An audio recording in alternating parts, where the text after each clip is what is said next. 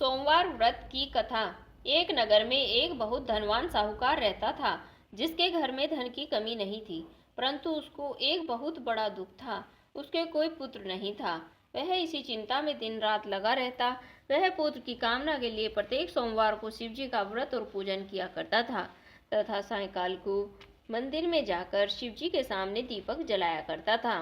उसके भक्ति भाव को देखकर एक समय श्री पार्वती जी ने शिव जी महाराज से कहा कि हे महाराज, यह साहूकार आपका अनन्य भक्त है और सदैव आपका व्रत और पूजन बड़ी श्रद्धा से करता है। इसकी मनोकामना पूर्ण करनी चाहिए। शिव जी ने कहा, हे पार्वती, यह संसार कर्म क्षेत्र है। जैसे किसान खेत में बीज बोता है, वैसा ही फल काटता है। उसी तरह इस संसार में जो जैसा कर्म करता है, वैसा ही फल भोगते हैं। पार्वती जी ने अत्यंत आग्रह से कहा, महाराज, जब यह आपका अनन्य भक्त है और इसको किसी प्रकार का दुख है तो उसको अवश्य दूर करना चाहिए, क्योंकि आप सदैव अपने भक्तों पर दयालु होते हैं और उनके दुखों को दूर करते हैं। यदि आप ऐसा नहीं करेंगे तो मनुष्य आपकी सेवा और व्रत क्यों करेंगे? पार्वती जी का ऐसा आग्रह सुनकर शिव जी महाराज बोले, हे पार्वती, इसके कोई पुत्र नहीं है। इसी चिंता में यह अति दुखी रहता है। इसके भाग्य में पुत्र न होने पर भी मैं इसको पुत्र प्राप्ति का वर देता हूँ, परंतु यह पुत्र केवल 12 वर्ष तक जीवित रहेगा। इसके पश्चात वह मृत्यु को प्राप्त हो जाएगा। इससे अधिक और मैं इसके लिए कुछ भी नहीं कर सकता। यह सब बातें साहूकार सुन रहा था। इससे उसको न कुछ प्रसन्नता हुई और न ही दुख हुआ। वह पहले जैसा ही शिवजी महाराज का व्रत और पूजन करता रहा। कुछ काल व्यतीत हो जाने पर साहूकार की स्त्री गर्भवती हुई और 10वें महीने में उसके गर्भ से अति सुंदर पुत्र की प्राप्ति हुई। साहूकार के घर में बहुत खुशी मनाई गई, परंतु साहूकार ने उसकी केवल 12 वर्ष की आयु जानकर अधिक प्रसन्नता प्रकट नहीं की और न ही किसी को भेद ही बताया। जब वह बालक 11 वर्ष का हो गया और उस बालक की माता ने उसके पिता से विवाह आदि के लिए कहा, तो वह साहूकार कहने लगा कि अभी मैं इसका विवाह नहीं करूंगा, अपने पुत्र को काशी जी पढ़ने के लिए भेजूंगा। फिर साहूकार ने अपने साले अर्थात बालक के मामा को बुलाकर उसको बहुत सा धन देकर कहा, तुम इस बालक को काशी जी पढ़ने के लिए ले जाओ और रास्ते में जिस स्थान पर भी जाओ, यज्ञ तथा ब्राह्मणों को भोजन कराते हुए जाओ। वह दोनों मामा और भांजे यज्ञ करते हुए और ब्राह्मणों को भोजन कराते जा रहे थे। रास्ते में उनको एक शहर पड़ा। उस शहर में राजा की कन्या का विवाह था और दूसरे राजा का लड़का जो विवाह कराने के लिए बारात लेकर आया था, वह एक आंख से काना था। उसके पिता को इस बात की बड़ी चिंता थी कि कहीं वर को देखकर कन्या के माता पिता विवाह में किसी प्रकार की अड़चन पैदा न कर दें। इस कारण जब उसने अति सुंदर सेठ के लड़के को देखा तो मन में विचार किया कि क्यों न दरवाजे के समय इस लड़के से वर का काम चला लिया जाए।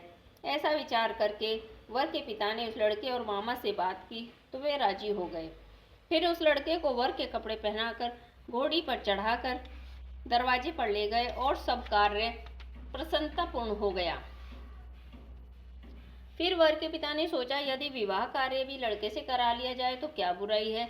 ऐसा विचार करके लड़के और उसके मामा ने कहा, यदि आप फेरों और कन्यादान का काम भी करा देंगे तो आपकी बड़ी कृपा होगी और इसके बदले में मैं आपको बहुत सारा धन भी दूंगा। तो उन्होंने स्वीकार कर लिया और विवाह कार्य भी बहुत अच्छी तरह से संपन्न हो गया। परंतु जिस समय लड़का जाने लगा तो उसने राजकुमारी की चुंडी के पल्ले पर लिख दिया कि तुम्हारा विवाह मेरे साथ हुआ है, परंतु जिस राजकुमार के साथ तुमको भेजेंगे वह एक आंख से काना है और मैं काशी जी पढ़ने जा रहा हूँ।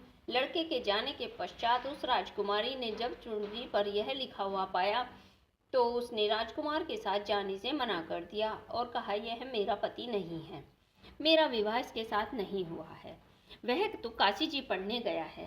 राजकुमारी के माता पिता ने अपनी कन्या को विदा नहीं किया और बारात वापस चली गई। उधर सेठ का लड़का और उसका मामा जी काशी जी पहुंच गए और वहां जाकर उन्होंने यज्ञ करना और लड़के ने पढ़ना शुरू कर दिया। जब लड़के की आयु 12 वर्ष की हो गई, उस दिन उन्होंने यज्ञ रचा रखा था। लड़के ने अपने मामा से कहा, मामा जी, आज मेरी कुछ तबीयत ठीक नहीं है। मामा ने कहा, अंदर जाकर सो जाओ। लड़का अंदर जाकर सो गया और थोड़ी देर में उसके प्राण निकल गए। उसने सोचा कि अगर मैं अभी रोना पीटना मचा दूंगा तो यज्ञ कार्य अधूरा रह जाएगा। अतः उसने जल्दी से यज्ञ का कार्य समाप्त कर ब्राह्मणों के जाने के बाद रोना पीटना आरंभ कर दिया। संयोगवश उसी समय शिव पार्वती जी उधर से गुजर रहे थे। जब उन्होंने जोर जोर से रोने की आवाज़ सुनी तो पार्वती जी ने कहा, महाराज, कोई दुखिया रो रहा है, इसके कष्ट को दूर कर दीजिए। जब शिव और पार्वती ने पास जाकर देखा तो वहाँ एक लड़का मुर्दा पड़ा था। पार्वती जी कहने लगी, महाराज, यह तो उसी सेठ का लड़का है जो आपके वरदान से हुआ था। शिव जी कहने लगे, हे पार्वती, इसकी इतनी ही आयु थी, यह भोग चुका है। तब पार्वती जी ने कहा, हे महाराज, इस बालक को और आयु दो, नहीं तो इसके माता पिता तड़प तड़प कर मर जाएंगे। पार्वती जी के बार बार आग्रह करने पर शिव जी ने उनको जीवन वरदान दिया और शिव जी महाराज की कृपा से लड़का जीवित हो गया। शिव जी और पार्वती कैलाश को चले गए। तब वह लड़का अपना मामा और उसी प्रकार यज्ञ करते हुए ब्राह्मणों को भोजन कराते हुए घर की ओर चल पड़े। रास्ते में उसी शहर में आए जहां उसका विवाह हुआ था। वहां पर आकर उन्होंने यज्ञ आरंभ कर दिया तो उस लड़के के ससुर ने उसको पहचान लिया और अपने महल में ले जाकर बड़ी खातिर के साथ बहुत से दास दासियों सहित आदरपूर्वक लड़की और जमाई को विदा किया। जब वह अपने शहर के निकट आए तो मामा ने कहा, मैं पहले तुम्हारे घर जाकर खबर कर देता हूँ। जब उस लड़के का मामा घर पहुंचा तो लड़के के माता पिता घर की छत पर बैठे थे और यह प्रण कर रखा था, यदि हमारा पुत्र सकुशल लौट आया तो हम राजी खुशी नीचे आ जाएंगे, नहीं तो छत से गिरकर अपने प्राण खो देंगे। इतने में उस लड़के के मामा ने आकर यह समाचार दिया, आपका पुत्र आ गया है। उनको विश्वास नहीं आया। तब उसके मामा ने शपथ पूर्वक कहा कि आपका पुत्र अपनी स्त्री के साथ बहुत सारा धन लेकर आया है। तो सेठ ने आनंद के साथ उसका स्वागत किया और बड़ी प्रसन्नता के साथ रहने लगे। इसी प्रकार से जो कोई भी सोमवार के व्रत को धारण करता है अथवा इस कथा को पढ़ता है या सुनता है, उसकी समस्त मनोकामनाएं पूर्ण हो जाती हैं। बोलो शिव पार्वती महाराज की जय हो।